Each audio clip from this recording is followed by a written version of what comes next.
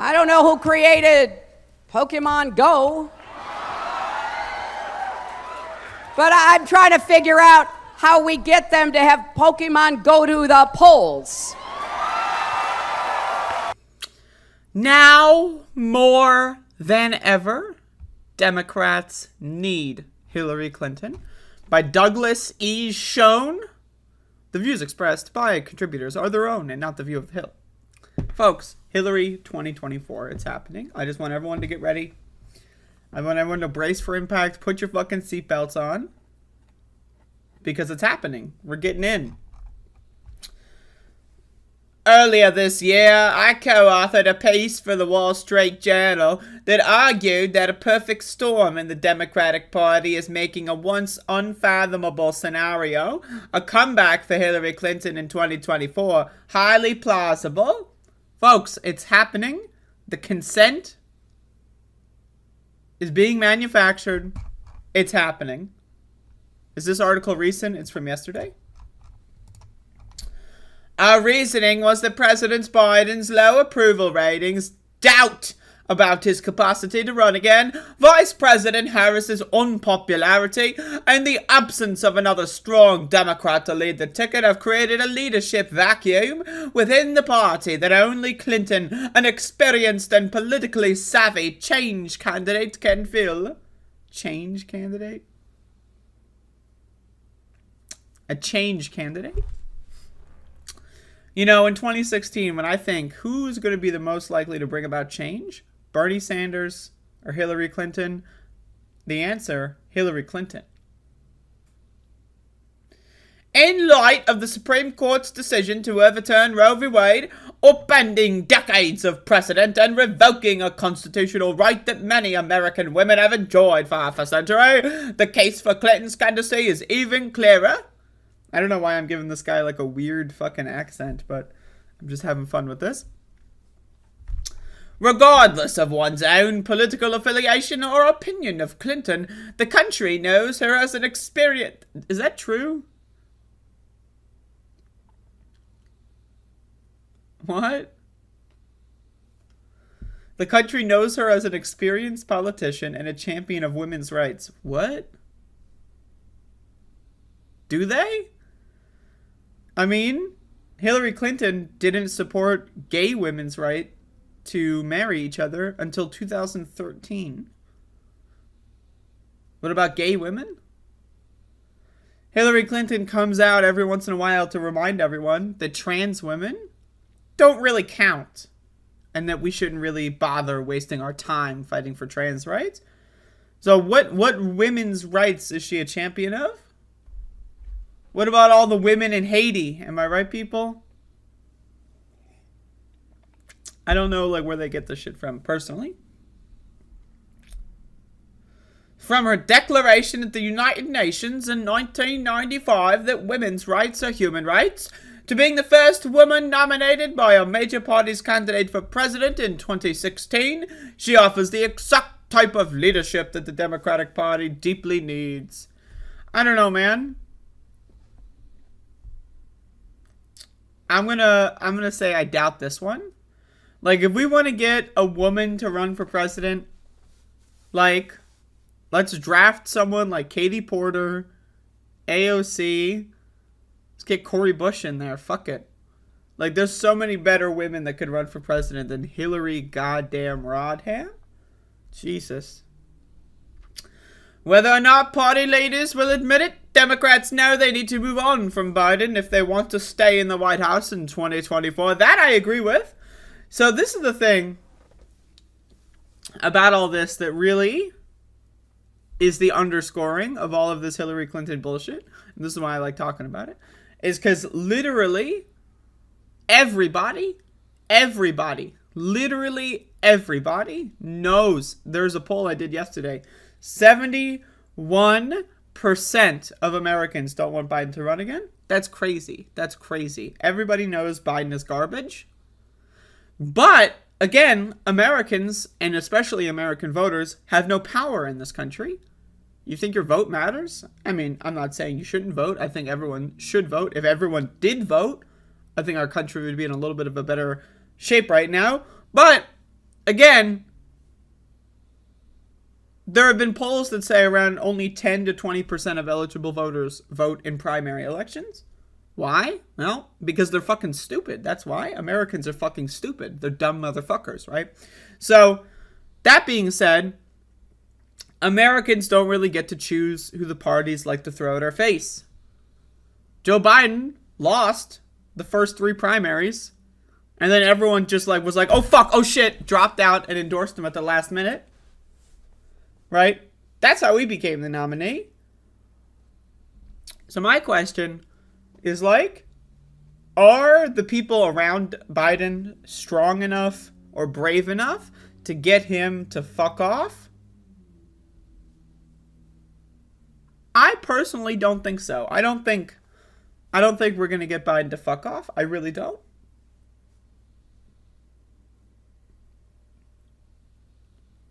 That's my opinion. I think we're going to get stuck with Biden and we're all going to fucking sink in this shit. That's what I think. But,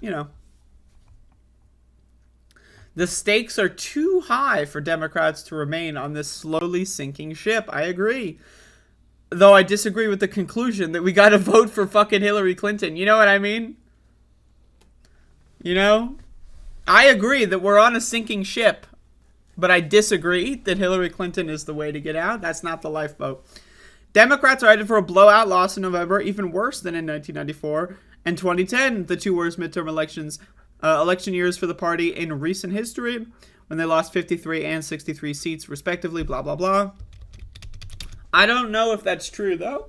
The one thing about the Roe v. Wade decision with Dobbs v. Jackson is that it is making Democrats poll higher for the midterm. So I don't know if it's going to be that kind of loss.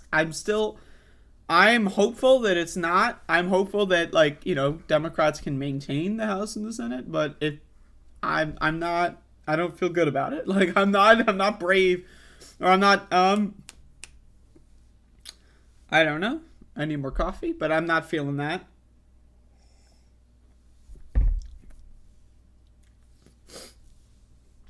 Biden's approval rating is lower than both Obama's and Clinton's at the time, at the same points in the presidencies, and Americans in 2022 are less satisfied with the direction of the country, more negative about the economy, and disapproving of Congress. Polls generally show Republicans with a lead of at least 2 to 3 points in 2020 generic vote for Congress. Now, again, a lot of those polls before the Roe v. Wade overturning, my opinion, it does change the game. So it is possible that I think Democrats could hold on. Unlikely, though. As Barack Obama said in the summer of 2020, quote, "Do not underestimate Joe Biden's ability to fuck things up." That's a quote from Barack Obama in the summer of 2020. Polls generally show blah, blah, blah. With Biden, while Biden was the right person to defeat former President Donald Trump in 2020, he is clearly, I disagree with that. I personally disagree with that. He is clearly not the right person to lead the Democratic Party going forward, as only 36% of Democrats believe Biden gives them the best chance to win the presidency in 2024. Personally, I believe Biden had just as much of fluke chances in 2020. It's just that everyone was too scared to do anything interesting about it, and they were like, "Please, daddy, where's my daddy?" And they just, for whatever reason, viewed Joe Biden as their daddy.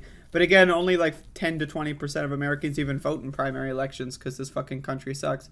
Is this the Hill article? Yes, it is. The Hill, more like the Hillary, am I right? To be sure, Democrats' confidence in Biden will only decline further after the party experiences a shellacking in the midterm elections. At that point, Clinton will have a unique opportunity to position herself as an experienced candidate capable of leading Democrats. I don't know, man. I would rather throw the dice with Hillary Clinton than Kamala Harris, I think. But other than that, I would say almost every other woman in the Democratic Party is probably better suited to run. I would say Kamala Harris, uniquely horrible as a politician and as a potential candidate, garbage can. Shit on my shoes. That is not going to happen. So if you're telling me it's Kamala versus Hillary, I might go for Hillary, but let's be honest. Like if that's what we have to choose from, we're doomed anyway. Let's be real. Who cares? Blah blah blah. Aside from Clinton, the Democratic Party lacks any other rising stars who could take the torch from Biden. That I agree with. If he chooses not to run and win in a general election, the most natural successor would be Harris. However, Harris is even more unpopular than Biden and would almost guarantee a Republican victory in 2024. That I agree with. I agree with this. I think Kamala Harris is garbage. I think she is trash. You throw her in a general election, oof. Oof.